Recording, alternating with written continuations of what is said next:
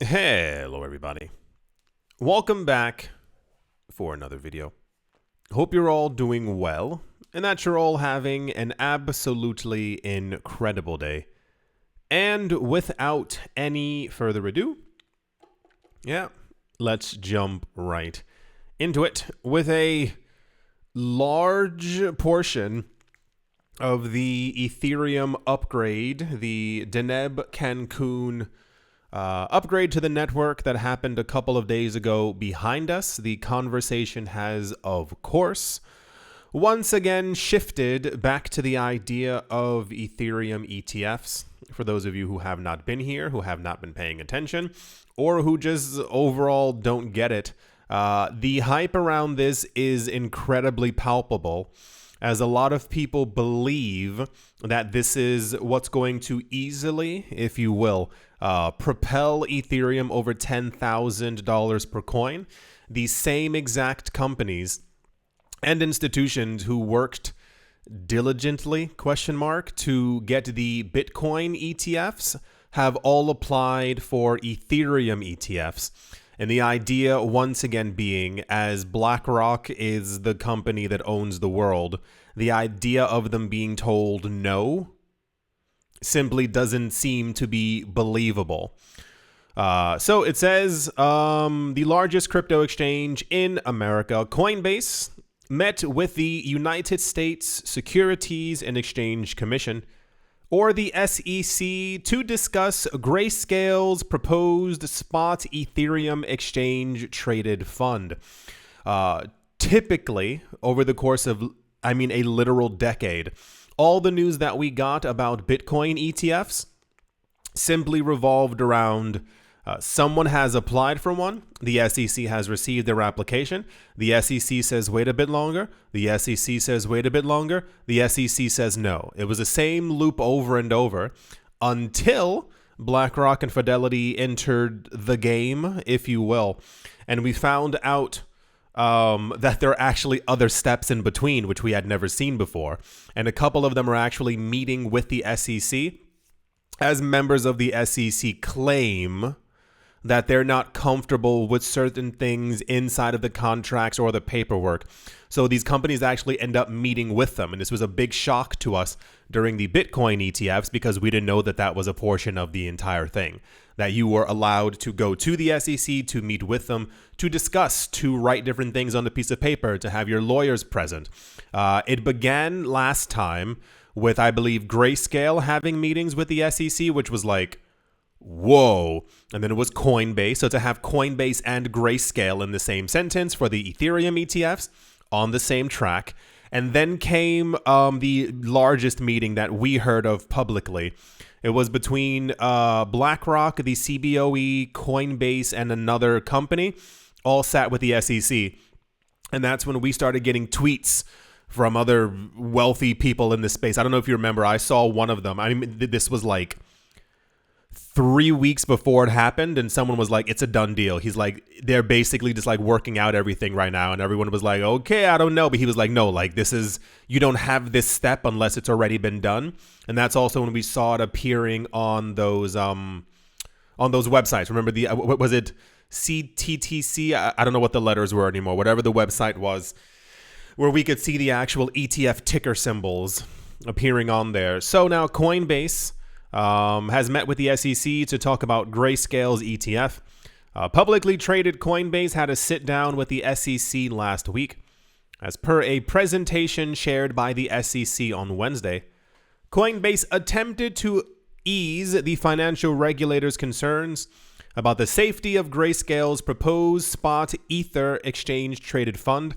Coinbase is the custody holder, recipient of nearly every single Bitcoin ETF, so it would make sense that they would be, I guess, rechosen once again and then have to have a conversation with the SEC.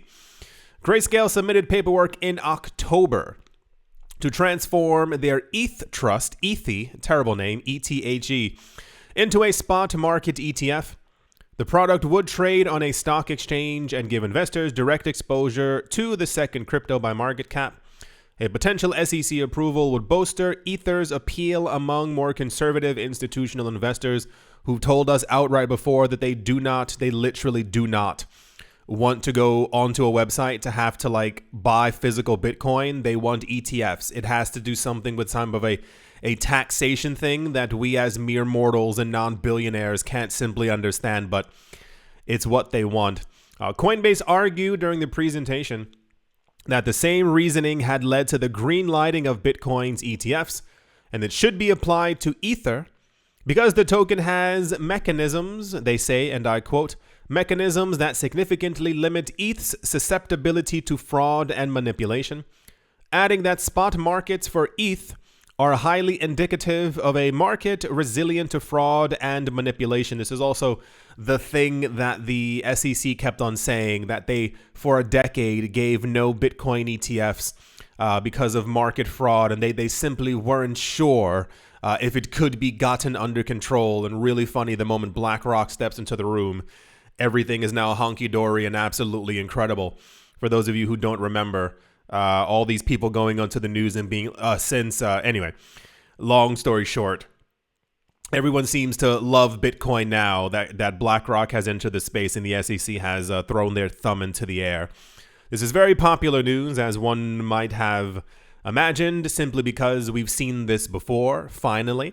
So hopefully we actually end up getting them from a price perspective point. This, of course, will thrust Ethereum directly into the mainstream spotlight. As if we are going to get them, the price will rise. The price continued to rise as we actually get the ETFs approved. We pass by the psychological level, 7,000, 8,000, what have you, so on and so forth. Ethereum goes into the mainstream the same exact way as Bitcoin. And I say this nicely, the most annoying thing that we are going to have to deal with, is if we have Ethereum spot ETFs approved, we are going to have the cryptocurrency masses screaming at the top of their lungs, also trying to get their ETFs approved as well. We are going to hear a lot of news stories about people wanting XRP ETFs, Cardano ETFs, Tron ETFs, Dogecoin ETFs, you name it. But I thought we were just simply happy with the thing that we waited a decade for. That's not how people work, I assume. So, yeah. Apparently, there have been a lot of conversations happening. This is usually a very good sign. I think we have, the last we heard, I believe it was the middle of May is the deadline for the SEC. So mid-April, we should begin hearing if there are other conversations, other meetings. And if it appears on that website again, then, cool, we got it. That's the Ethereum ETF is inching closer news. And yeah, let's move on. So I thought this was something that we had already done and had already gone over. And then I read through it and was like, oh no, it's already happening all over again. So for those of you who missed it, 15 days ago, if not less, MicroStrategy, the company who said they are going to be buying Bitcoin forever, announced that they were getting themselves in debt for $500 million. That's billion with a B, $500 million to buy more Bitcoin. And then they announced that they were raising that up to 600 or 700 million, I think it was, in convertible notes, basically debt against the company that is not due until the year 2030. And the money that they made from that, they would be buying Bitcoin. And I think they bought 12,000 Bitcoin or something. And I was like, oh, cool. Awesome. Looking around for news, and I was like, why are people reposting it? Oh, it's because they're doing it again. So, for those of you not looking at the screen, MicroStrategy has once again unveiled a $500 million fundraising initiative to once again buy more Bitcoin, renowned for their robust Bitcoin strategy. MicroStrategy Inc. stands out on Wall Street with ambitious plans to expand their Bitcoin holdings. The other time when they did this, once again, days ago, their stock price went up by 12% just off of the literal hype of them buying more Bitcoin. Only 2 days. 2 days after acquiring another 12,000 Bitcoin for close to $822 million. MicroStrategy is now looking to raise, you guessed it, another $500 million to make an additional purchase. MicroStrategy also plans to fulfill some greater corporate obligations with secured funds.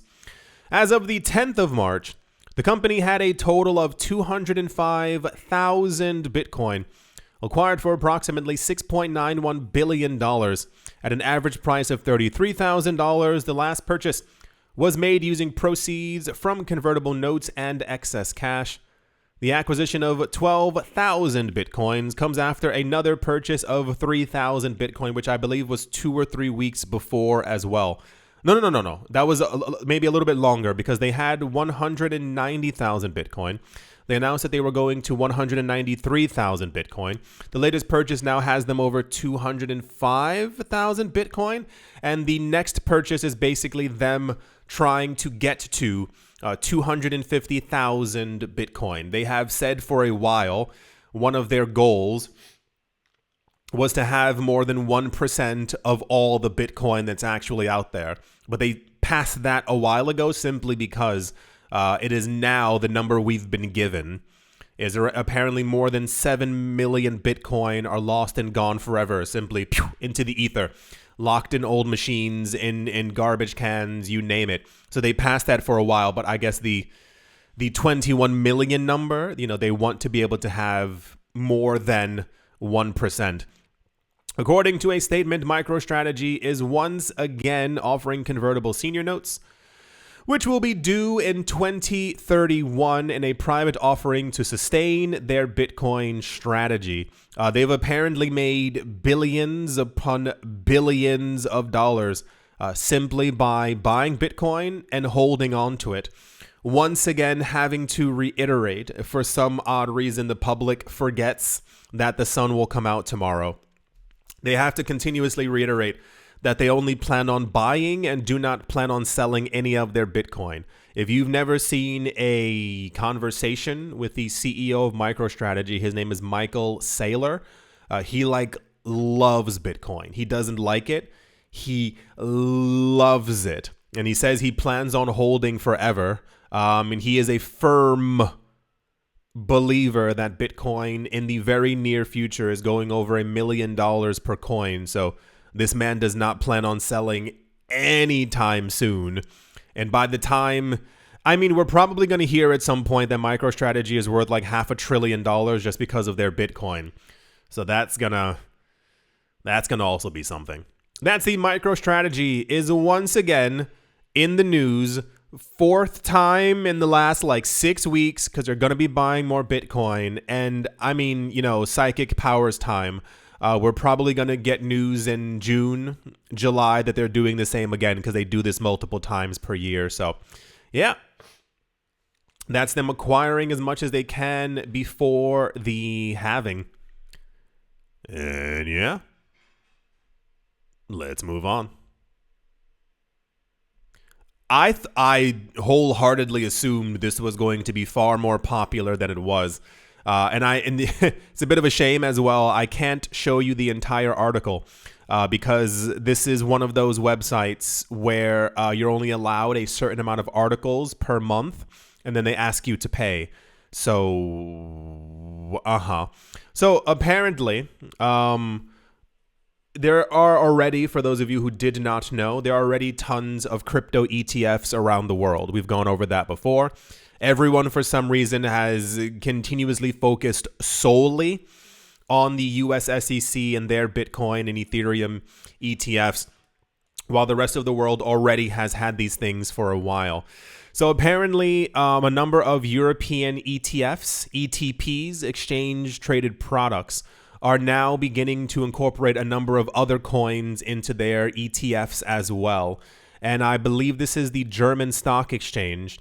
Their ETPs, exchange-traded products, while they already have Bitcoin and Ethereum, they're now adding coins that I personally was not expecting.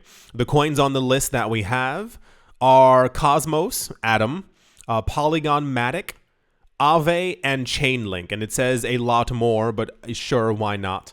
Yeah, and I found the actual link for it as well. I don't know. This is apparently the actual website for the German stock exchange, and I'm not sure why it looks like a website from 1996. It looks as bland as humanly possible. Maybe that's the point, so people aren't distracted by colors and nice looking things. I don't really get it. But here's the actual thing right here. It's called the One Valor Stocks STOXX Bitcoin Swiss Digital Asset Blue Chip ETN, and it holds multiple Bitcoin as well as multiple different altcoins. So wonderful. I expected this to be more popular news simply because these are ETFs that are buying up altcoins and stuff now, and I would have assumed the news of them buying Cosmos, Matic, Aave, and Chainlink would have gotten people more riled up, but I assumed terribly incorrectly. That's the European Stock Exchange. One of them, ETFs, is now holding more altcoins as well news. And yeah, let's move on.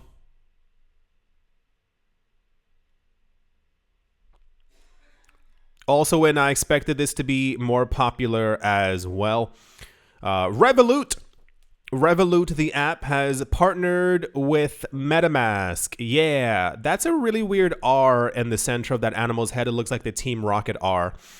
The last year, Metamask has expanded quite rapidly.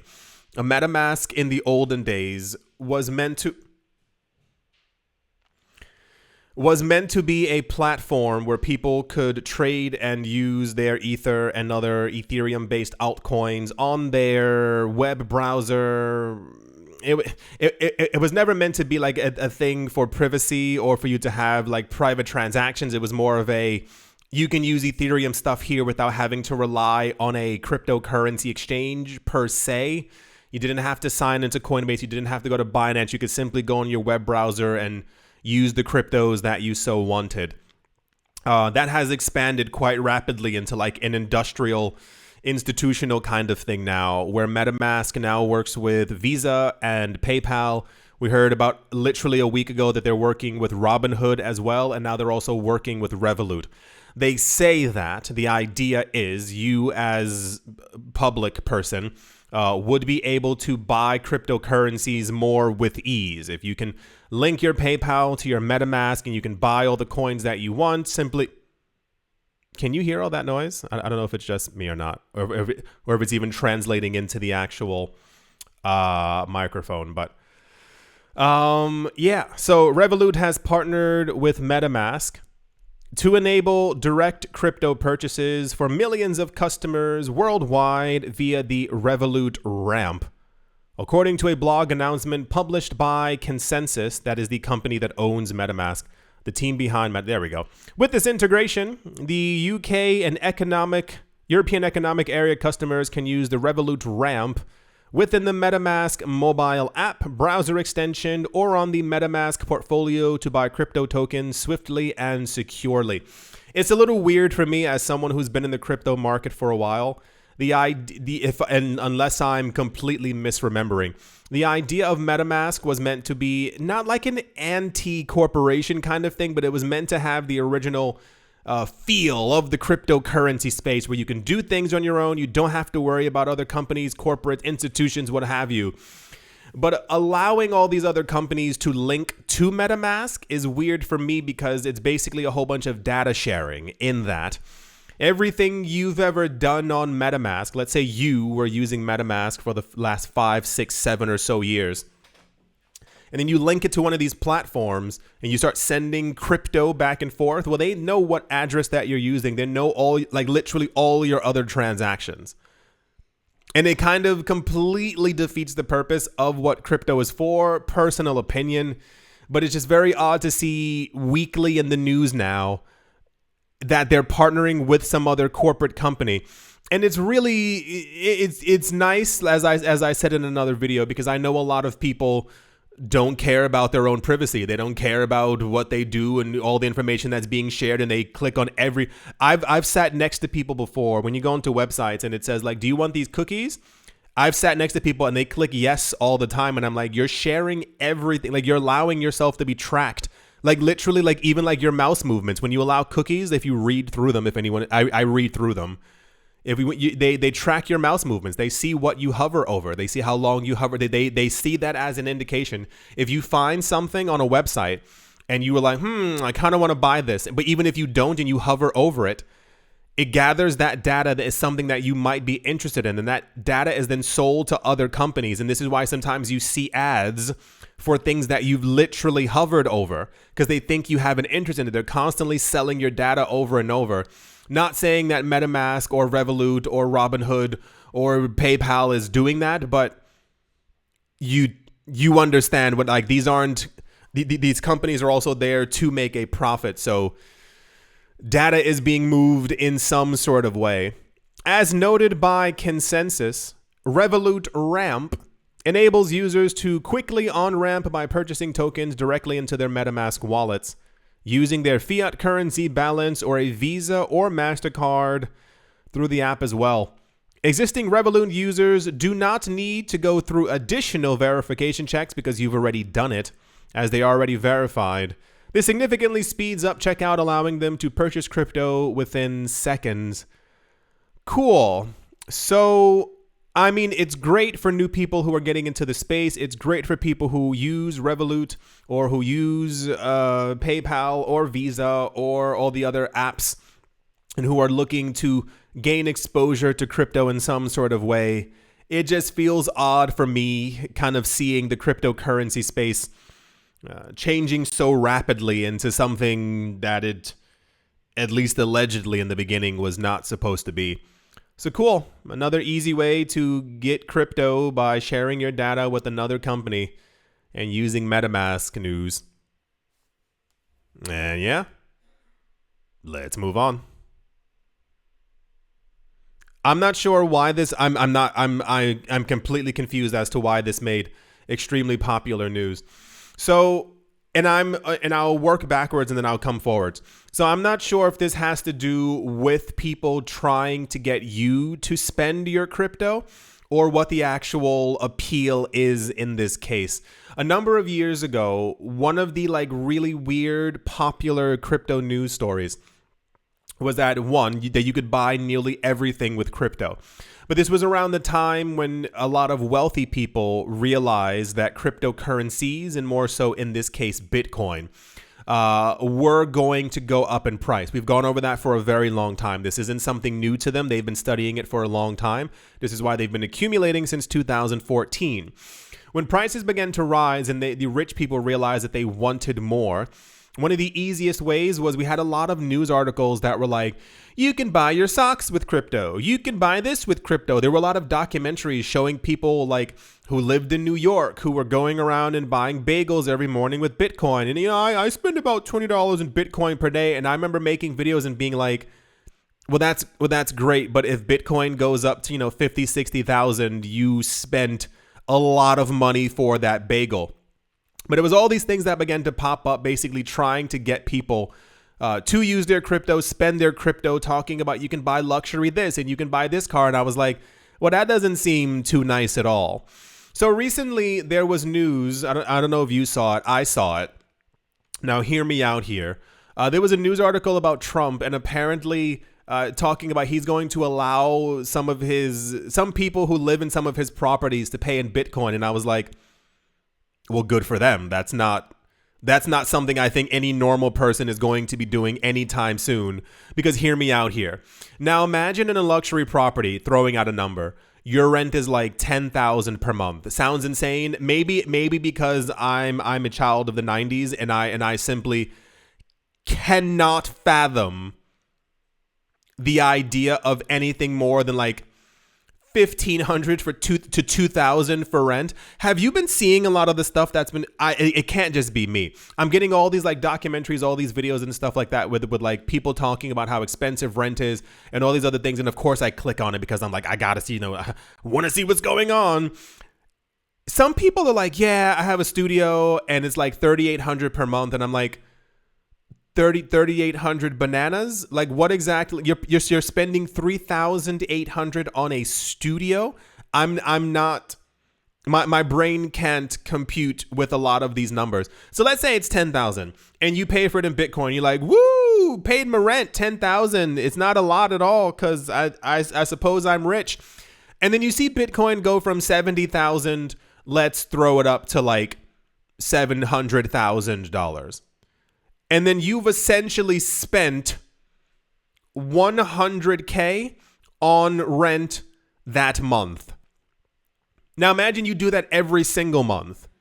It just doesn't make a lot of, for me personally, as a cryptocurrency holder and someone who plans on holding for a while, because I see where the trends are going personally. It don't make a lot of sense. So then this news article popped up, and this was also extremely popular, and I was like, what the fudge is going on? It says, London's wealthiest residents are apparently opting to pay their rent using cryptocurrencies, following the asset class's soaring mass appeal in recent months. According to a report by City AM, affluent residents in the United Kingdom's capital city are opting to use crypto to pay their landlords. And one real estate company describes the trend as a step into the future. These people are making bank and they're like, yes, please keep paying us in the cryptocurrencies that are going to be a staggering amount of money by the year 2042. Aware of the growing trend, real estate firm Knightsbridge Prime Property, that sounds bougie, confirmed a partnership with virtual currency provider BitCashier, okay, pinky in the air, to facilitate rent payments using the asset class, according to the report. Other property firms in the region are shopping for similar deals with cryptocurrency firms to support the needs of their wealthy clientele. Where are the numbers? This is the part that kind of, this is where I think I checked out mentally, because I was like, I don't like it. KPP, that is Knightsbridge Prime Property, confirmed that one ultra wealthy client is apparently paying for their luxury apartment using Bitcoin. The part that I can't mentally compute is that apparently their rent is around 45,000 pounds, British pounds, 45,000 pounds per week. For those of you who don't know, the way that rent works in the United Kingdom, it's actually per week. You'll usually see PCM, per calendar month, but it's usually calculated on a weekly basis. If you know why this is a thing, please tell me, because I've always wondered. Because you live in a flat for a month. You don't live there for a week, and no one I know lives in a place for 1 week and then they go outside and they come back another week. It's always, a month. This person's paying 45,000 pounds per week. That's 180,000 pounds per month using Bitcoin. Hear me out here. It's now the year 2029. Bitcoin has taken over the world, and Bitcoin's price is well above $700,000. It has essentially done a 10x once again from where we currently are. I feel like I would go insane if I realized that I was essentially paying $1.8 million in Bitcoin per month to have lived in an apartment. And that's, and I mean, even as far as if we can just back it up once again, I feel like if I was considered an ultra wealthy client, because I mean, 45,000 anything a week is also nonsensical, I would probably just buy property. Maybe I'm in a different world where I can't contemplate spending over $1 million per year just to rent out something, but also once again, ultra wealthy. It might be Jeff Bezos, Muskie, it might be one of those people. So these articles are popping up all over again, discussing how rich people are using their crypto. And it feels lightly reminiscent of the olden days where people were being told, hey, you can do the exact same thing. It's really easy and simple to pay with this with crypto. And it's like, no, I'm okay. I'm gonna be waiting to 2030 if that's okay with you. Just for science. Yeah. What wonderful. I really don't know what more to say, but please be aware that this trend is going to continue. Regardless if I have it here or not, you are going to start seeing a lot more articles floating around talking about not only Bitcoin millionaires and brand new rich people, but how you can also spend your crypto. These companies are trying to absorb the cryptocurrencies that you have. While we might also constantly deal with market manipulation, that is to say, wealthy companies, JP Morgans, telling us that Bitcoin is garbage while they're buying in the background. The other way to do it is to say, hey, I'm actually a friend. Do you want to spend some of your crypto here?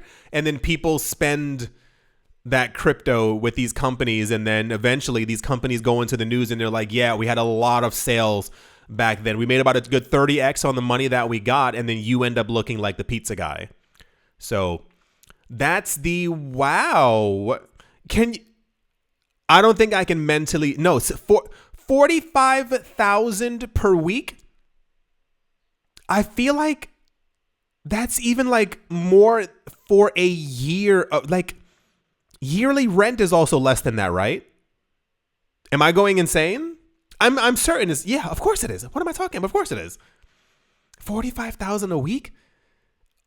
How much money do you have to have in your bank account or in assets for 180,000 pounds per month to be absolutely nothing? I think that's going to do it for this video. I do hope that you all enjoyed. I do hope you all are having a great day, morning, afternoon, evening, wherever you are, wherever you might be. I do hope it is absolutely fantastic. Thank you all once again for watching, listening, liking, commenting, and or supporting. And I will most certainly be talking to you all soon. See